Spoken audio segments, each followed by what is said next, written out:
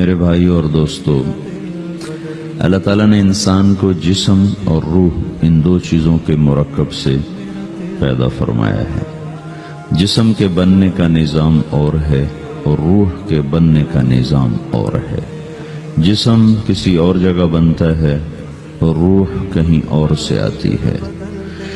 جسم زمین اور زمین کی غذاؤں کے مختلف مراحل پیش در پیش سے وقد خلقکم اطوارا، وہ مختلف شکلیں بدلتا ایک روپ میں ڈھلتا ہے، اور روح ایک لطیف اللہ کا امر ہے جس کا علم انسان کو نہیں دیا گیا۔ یسألونک عن الروح قل الروح من امر ربی وما اوتیتم من العلم الا قلیلا، کہ روح ایک اللہ کا امر ہے جس کے بارے میں تمہارے پاس کوئی علم نہیں ہے، لہذا اس کی تفصیل تم سمجھ نہیں سکتے ہو۔ روح آسمان سے آتی ہے، جسم زمین میں بنتا ہے، پھر 4 مہینے بعد اللہ اس کو آپس میں جوڑ دیتا ہے، زندگی متحرک ہو جاتی ہے۔ روح ہی کے ساتھ زندگی کی بقا رہتی ہے۔ جب اللہ اس سے واپس نکال لیتا ہے تو سارے ٹائٹل ہٹ کر صرف ایک نام سب کو مل جاتا ہے، اور وہ میت کا ہوتا ہے۔ وہ حضرت مولانا ہو، وہ کوئی ڈاکٹر ہو، بادشاہ ہو، صدر وزیر ہو، سارے اعزاز ٹائٹل ہٹا کر اس پر میت کا لفظ مہر لگ جاتی ہے۔ اس میں سے کیا نکلا ہے؟ ہر چیز تو موجود ہے، اب یہ بولتا کیوں نہیں، اٹھتا کیوں نہیں، چلتا کیوں نہیں؟ اس میں سے روح نکل گئی ہے۔ روح ہمارے جسم کی اصل ہے، اسے نکال دو تو جانوروں کو بھی پتا ہے کہ اب یہ بے جان چیز ہے۔ چیونٹیاں، کیڑے مکوڑے بھی اس کو کھانے لگ جائیں گے، جانور بھی کھانے لگ جائیں گے، زمین بھی اس کو گلانے لگ جائے گی، ہوائیں اس کو متغیر کرنے لگیں گی۔ روح انسان کے اندر ایک چلتا ہوا زندگی کا کارواں ہے۔ اسے جب اللہ واپس بلاتا ہے تو اللہ یتوفی الانفس حین موتها والتی لم تمت فی منامہا۔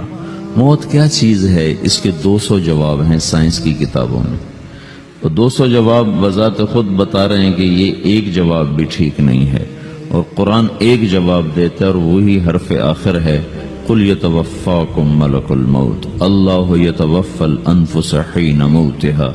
اللہ ہے جو تمہاری روحوں کو موت کے وقت کھینچ لیتا ہے، تمہارے جسم سے نکال لیتا ہے۔ تو میرے بھائیوں، موت کے وقت انسان 2 کیفیت میں ہوتا ہے۔ کچھ لوگوں کی روح ایسے نکل رہی ہوتی ہے کہ ان کے رگ رگ میں وہ پھنس رہی ہوتی ہے۔ وَلَوْ تَرَى اِذْ يَتَوَفَّى الَّذِينَ كَفَرُوا الْمَلَائِكَةُ يَضْرِبُونَ وُجُوهَهُمْ وَأَدْبَارَهُمْ۔ کاش تم دیکھ سکتے وہ منظر جب اللہ کے فرشتے نافرمانوں کی روح کو نکال رہے ہوتے ہیں تو ان کے منہ پہ بھی مارتے ہیں، ان کی کمر پر بھی مارتے ہیں۔ اور اخرجوا انفسکم اليوم، نکالو آج اپنے روحوں اور جانوں، اب تم بچ نہیں سکتے ہو۔ وہ پیچھے ہٹنا چاہتے ہیں، رب ارجعون، مجھے واپس کر دے تھوڑی دیر کے لیے، لعلی اعمل صالحا، اب میں پورا ٹھیک مسلمان بن کے چلوں گا۔ تو اس کے جواب میں ہوتا ہے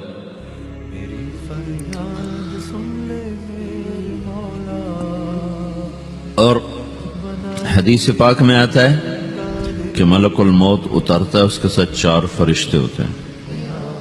وہ 4 فرشتے آتے اس کی پٹائی شروع کر دیتے ہیں۔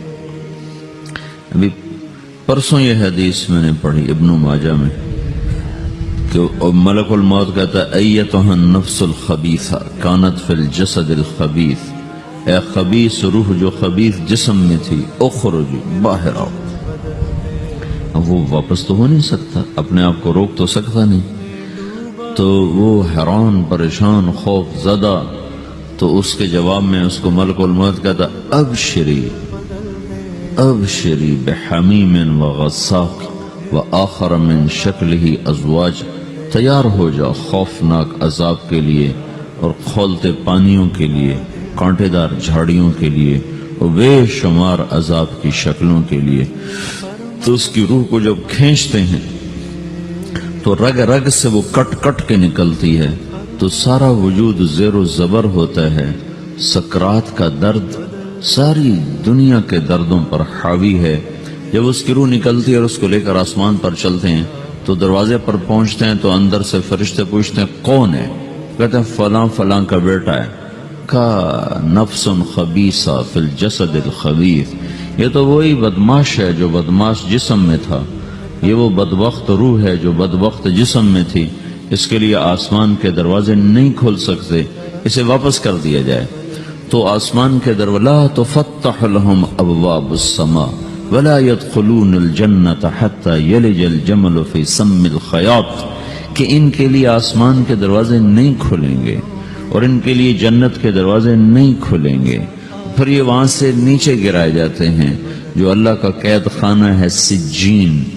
وما ادراک ما سجین کتاب مرقوم، وہ تمہیں خبر نہیں کہ وہ کیا خوفناک قید خانہ ہے جو اللہ تعالیٰ نے بنایا ہے، اسے وہاں دھکیل دیا جاتا ہے۔ پھر قیامت تک اس کے لیے انتظار کی گھڑیاں ہیں اور عذاب کی شدت ہے۔ اور جب کوئی نیک آدمی اللہ تعالیٰ کے دربار میں جانے کا اس کا وقت آتا ہے تو اللہ تبارک و تعالیٰ فرماتے ہیں ان الذین قالوا ربنا اللہ ثم استقاموا تتنزل علیہم الملائکۃ الا تخافوا ولا تحزنوا وابشروا بالجنة التي كنتم توعدون نحن اولیاؤکم فی الحیاة الدنیا وفی الآخرة ولکم فیہا ما تشتہی انفسکم ولکم فیہا ما تدعون نزل من غفور الرحیم۔ جب کوئی نیک مرد عورت کے جانے کا وقت آتا ہے تو اس کے لیے بھی فرشتے آتے ہیں اور آ کر اس کو خوشخبری دیتے ہیں اور آ کر اس کو تسلی دیتے ہیں کہ آپ غم نہ کریں، پیچھے والے بھی آپ کو مل جائیں گے، آپ خوف نہ کریں، آگے ساری منزلیں آپ کے لیے آسان ہیں، آپ کے لیے جنت بھی تیار ہے، رب بھی مہربان ہے۔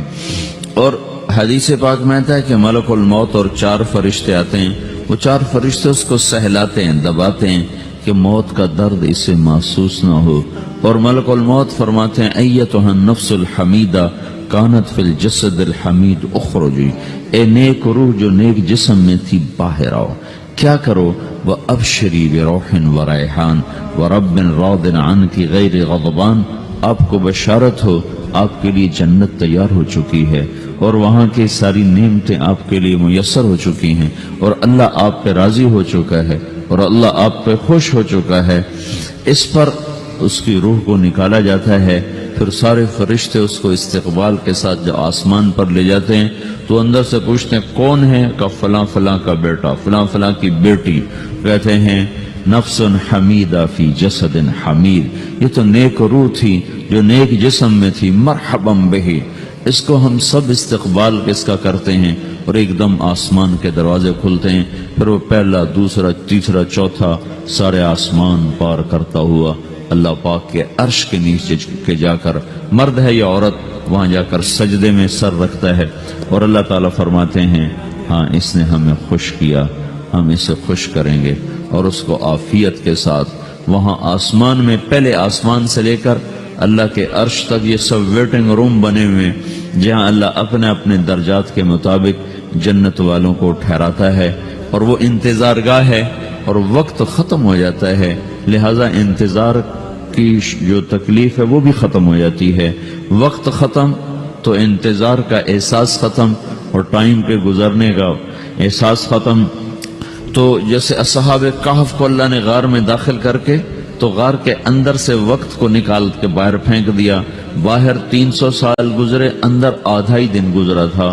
وہ جب اٹھے تو وہ 25 برس کا نوجوان 325 سال کا ہو کے نہیں اٹھا، وہ 25 سال کی عمر میں اٹھا ہے، نہ ناخن بڑا ہے، نہ مونچھیں بڑی ہیں، نہ ان کی داڑیاں لمبی ہوئی ہیں، کیونکہ تو زندہ تھے، مر نہیں گئے تھے، تو زندہ کے تو بال بھی بڑھتے ہیں، ناخن بھی بڑھتے ہیں، لیکن وہ اس طرح اٹھے کہ 300 برس گزر گئے اور 25 برس کا نوجوان 25 سال کی عمر میں اٹھا ہے، 20 برس کا 20 برس کی عمر میں اٹھا ہے، اور وہ کہنے لگے کم لبثنا، بھئی کتنا ٹھہرے ہیں؟ کہ یومن او بعد یومن، لگتا ہے کوئی دن آدھا دن ٹھہرے ہیں۔ وہ صحیح کہہ رہے تھے، باہر اللہ تعالیٰ نے وقت کی گھڑی کو چلائے رکھا اور اندر غار میں اس کو سوئچ آف کر دیا، نکال دیا، یہاں وقت کو داخل نہیں ہونے دیا، تو وقت کے گزرنے سے جو بھی اثرات مرتب ہوتے ہیں وہ ان پر مرتب نہیں ہوئے، تو وہ آدھے ہی دن کے بعد اٹھے ہیں، باہر 300 سال، اندر آدھا دن. یہی کچھ اللہ تبارک و تعالی برزخ میں کر دیتا ہے، وقت کو ختم کر دیتا ہے، گزرنے کا احساس نہیں ہوتا ہے. تو اس طرح میرے عزیزو، یہ دو موتیں ہر انسان دیکھتا ہے. جب وہ جنت کے فرشتوں کا استقبال دیکھتا ہے یا جہنم کے فرشتوں کی مار اور پٹائی کو سہتا ہے. رابعہ بصری رحمت اللہ علیہ کا انتقال ہونے لگا تو انہوں نے رات کو فوت ہوئی تو انہوں نے اپنی خادمہ کو بلا کے فرمایا کہ کسی کو بتانا نہیں، جب میں مر جاؤں تو پڑوس میں 2-4 کو بلا کر نا میرا جنازہ پڑھوا دینا، اور جس کرتے میں تہجد پڑھتی تھی وہی میرا کفن بنا دینا، اور صبح بے شک لوگوں کو بتا دینا، میرے مرنے کے بعد میری میت کو رکھنا نہیں، فوراً دبا دینا. جب ان کا انتقال ہوا تو انہوں نے پڑوس کے 2-4-10-20 آدمی بلائے اور ان کو تدفین تجہیز سب کچھ ہو گئی. صبح شور مچا کہ وہ رابعہ بصری کا انتقال ہو گیا. تو اگلے دن وہ خواب میں اس خادمہ کو ملی اور کہا بیٹی تیری بڑی مہربانی، تو نے میری وصیت کے مطابق عمل کیا. اس نے دیکھا کہ انہوں نے ایک خوبصورت سبز لباس پہنا ہوا ہے. تو وہ فرمانے لگی، انہوں نے سوال کیا کہ آپ کے ساتھ قبر میں کیا ہوا؟ تو وہ کہنے لگی کہ میرے پاس منکر نکیر آئے تھے اور مجھ سے کہنے لگے من رب کی، تیرا رب کون ہے؟ تو میں نے کہا سبحان اللہ، 40 برس جس کو میں نہ بھولا سکی اس کو 4 ہاتھ زمین میں آ کے میں بھول جاؤں گی. ان کا 42 برس کی عمر میں انتقال ہوا تھا. تو وہ کہنے لگے سبحان اللہ، جس کو میں 40 برس نہ بھولا سکی میں اسے 4 ہاتھ زمین کے اندر آ کے بھول جاؤں گی. تو منکر نکیر کہنے لگے اس کا کیا حساب لینا؟ پھر انہوں نے پوچھا کہ وہ آپ کا وہ کرتا کہاں گیا تہجد والا جس میں آپ کو کفن دیا تھا؟ کہا وہ اللہ نے مجھ سے لے لیا ہے اور میرے اعمال کے خزانے میں رکھ دیا ہے. قیامت کے دن میرا وہ کرتا بھی میرے ترازو میں تولا جائے گا اور مجھے یہ لباس پہنایا ہے جو جنت کا لباس ہے. یہ بھی ایک موت ہے. اس طرح بھی لوگ مرتے ہیں. اور دوسری بھی ایک موت ہے، ہمارے علاقے کی بتا رہا ہوں، اپنے علاقے کی. ایک زمیندار مر گیا، اس کی قبر کھودی، ساری بچھوؤں سے بھری ہو، ایسے جیسے چیونٹیاں پھر رہی ہوتی. تو انہیں وہ بند کر کے دوسری کھودی، ساری بچھوؤں سے بھری ہوئی. پھر وہ بند کر کے تیسری کھودی، ساری بچھوؤں سے بھری ہوئی. قبرستان میں اتنے بچھو کہاں سے آ گئے؟ یہ زمین کے بچھو نہیں ہے، یہ آخرت کی بلائیں ہیں جس کے ساتھ اب اسے قیامت تک رہنا ہے اور گزارا کرنا ہے. تو یہ 2 طرح کی موتیں روزانہ لوگ مرتے ہیں، روزانہ لوگ مرتے ہیں. جب نماز کا وقت ہوتا ہے ملک الموت ساری دنیا کا چکر لگاتا ہے اور دیکھتا ہے کون پڑھ رہا ہے کون نہیں پڑھ رہا، کون پڑھ رہا ہے کون نہیں پڑھ رہا. جو نماز کی پابندی کرتا ہے اس کی موت آسانی سے ہوتی، جو نماز میں غفلت کرتا ہے اس کے ساتھ موت کے وقت شدت اور سختی اختیار کی جاتی. تو بھائیو، یہ ایک جسم ہے، ایک روح ہے. روح باقی رہنے والی چیز ہے، جسم مٹ جاتا ہے، پھر اللہ سے قیامت کے دن نیا جسم عطا فرمائے گا، ایک نیا جسم دیا جائے گا. روح وہی ہے جو اللہ کے خزانوں میں جمع ہو جاتی ہے. نافرمان کی سیاہ کالی روح ہوتی ہے، فرما بردار کی روشن چمکدار روح ہوتی ہے. تو اللہ نے کچھ تقاضے جسم کے رکھے ہیں اور کچھ روح کے رکھے ہیں.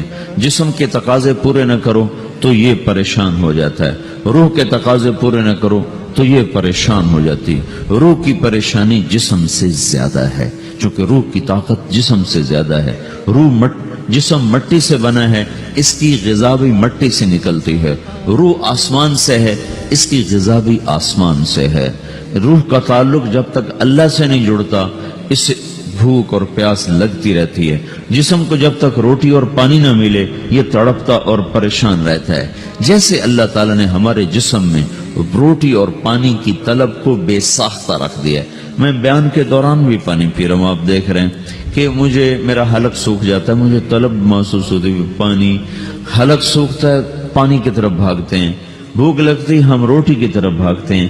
یہ ایک ایسا اندر میں آٹومیٹک سسٹم ہے کہ ہم اس کو آف نہیں کر سکتے. یہ سوتے سوتے بھی بھوک کی وجہ سے آنکھ کھل جاتی، سوتے سوتے پیاس کی وجہ سے آنکھ کھل جاتی ہے.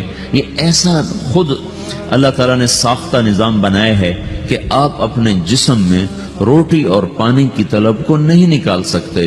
میرے عزیزو، ٹھیک اسی طرح اللہ نے انسانی روح میں اپنی طلب رکھ دی ہے. اور اپنے رسول کی طلب رکھ دی ہے۔ یہ دو طلب ایسی ہیں کہ یہ آپ کے جسم روح سے نکل نہیں سکتی۔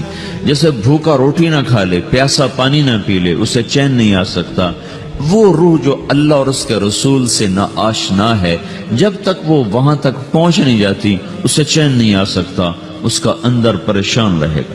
1997 میں جب جنید جمشید سے میری پہلی ملاقات ہوئی تو اس نے مجھ سے یہ سوال کیا کہ مولوی صاحب، ایک پاکستانی نوجوان جس گلیمر کو خوابوں میں دیکھتا ہے، وہ گلیمر تو مجھے زندگی میں ویسے ہی حاصل ہے، میرے چاروں طرف زندگی کا رقص ہے، اور میری زندگی کی ہر خواہش، ہر تمنا پوری ہے، اس کے باوجود میرے اندر اندھیرا ہے، میرے اندر خلا ہے، مجھے لگتا ہے میں وہ کشتی ہوں جس کا کوئی ساحل نہیں، جس کی کوئی سمت نہیں۔ www.darsulquran.com تو ایسا نہیں ہونا چاہیے۔ ایک عام لڑکا تو کہتا ہے ہائے کاش یہ ہوتا، اس کو وہ نہیں ہو رہا تو پھر وہ پریشان ہے، ہائے یہ ہوتا، ہائے وہ ہوتا۔ تو میں تو ہائے نہیں کرتا ہوں، میری تو ہر لذت اور خواہش میرے سامنے تشتری میں سجا کے پیش کی جا رہی، میں کیوں ایسا کر رہا ہوں؟ میں ہائے ہائے کیوں کر رہا ہوں؟ میرا اندر ویران کیوں ہے؟ میرے اندر میں خلا کیوں ہے؟ یہ وہی خلا ہے کہ وہ روح کی پیاس کو شراب میں بجھانا چاہتا ہے، وہ روح کی پیاس کو لڑکی میں بجھانا چاہتا ہے، وہ روح کی پیاس کو موسیقی سے بجھانا چاہتا ہے، وہ روح کی پیاس کو دنیا کی رعنائیوں میں 5 سٹار ہوٹلوں سے بجھانا چاہتا ہے۔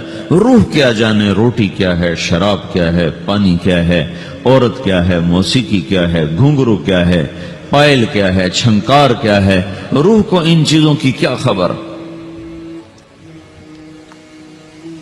امریکہ میں ہماری ایک جماعت تھی تو 4 لڑکیاں 2 لڑکے مسلمان ہیں، تو ایک لڑکے کا نام رکھا تھا ابراہیم، اور اس کو جب پڑھایا نا کلمہ، انہوں نے کہا ہائے، انہوں نے کہا ہائے، اور دونوں ہاتھ یہاں رکھے سینے پر، دل پر، کہا ہائے۔ تو ہمارے ساتھی ہیں ڈاکٹر اختر، وہ کہنے لگے کیا ہوا کیا ہوا؟ کہنے لگا جب سے ہوش سنبھالا یہ جگہ خالی تھی، یہ تیرے کلمہ پڑھانے پر بھر گئی ہے کہ میری خوشی سے ہائے نکل گئی۔